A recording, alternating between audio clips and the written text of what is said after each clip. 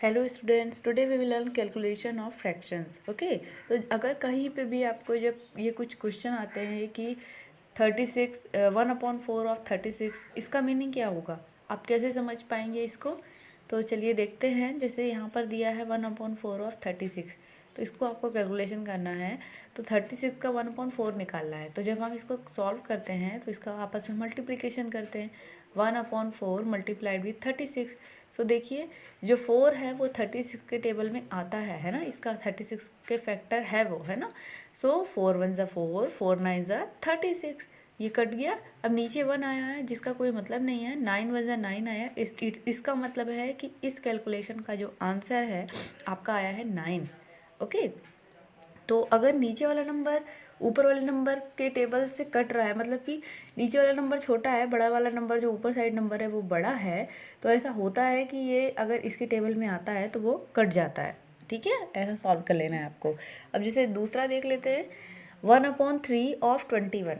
अब 1/3 ऑफ 21 क्या होगा, तो 3 है नीचे साइड, ये छोटा नंबर है, 21 है बड़ा, है ना, तो मल्टीप्लिकेशन हो रहा है अब इनका।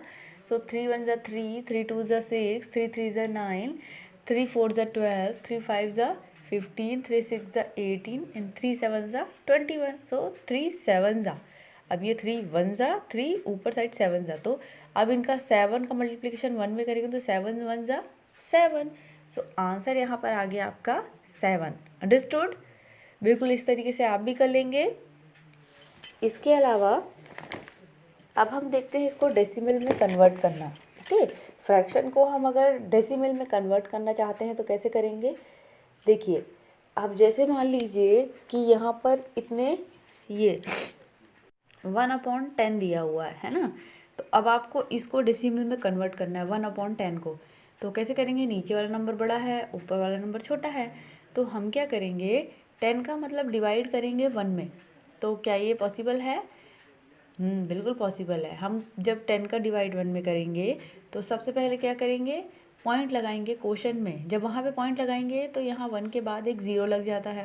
ओके, तो वहाँ पे पॉइंट खाली खाली तो लगेगा नहीं, पहले ज़ीरो फिर पॉइंट लगेगा, है ना, क्योंकि जब हम लिखते हैं तो ज़ीरो के साथ ही पॉइंट लिखते हैं, खाली पॉइंट नहीं लिखते। ज़ीरो पॉइंट, अब यहाँ पर हमने 1 लगा दिया, ज़ीरो लगा दिया 1 में। अब 10 के टेबल में 10 आता है, यस आता है, 10 1 ज़ा 10 होता है ना।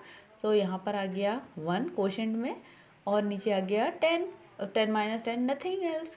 तो अब इस तरीके से ये सॉल्व हो गया। अब एक और क्वेश्चन देख लेते हैं। मान लीजिए आपको ये इसको कन्वर्ट करना है, 1/100 को कन्वर्ट करना है इन डेसिमल फॉर्म।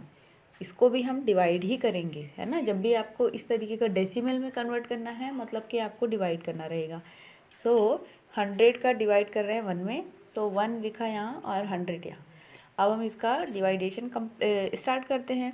सो 100 के टेबल में 1 आता है क्या? नहीं आता।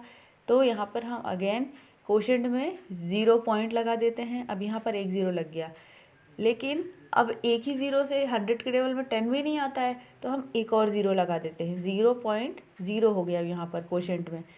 अब 100 के टेबल में 100 आता है क्या? यस आता है।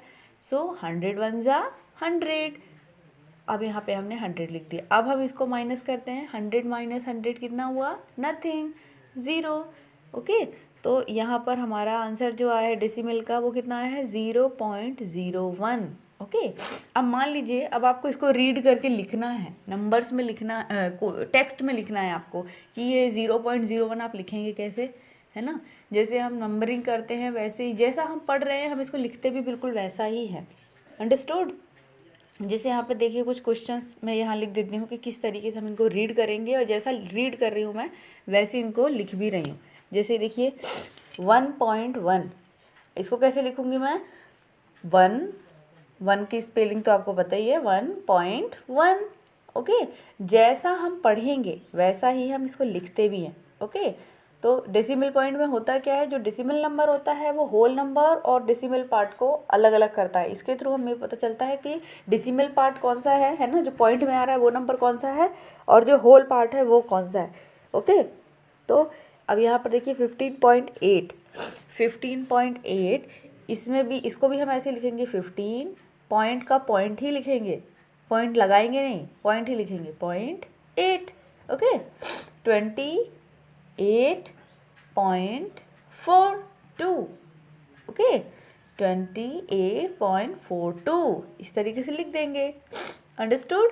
बिल्कुल इस तरीके से आप भी इस तरीके के क्वेश्चन सॉल्व कर लेंगे। तब तक के लिए कीप प्रैक्टिसिंग स्टूडेंट्स।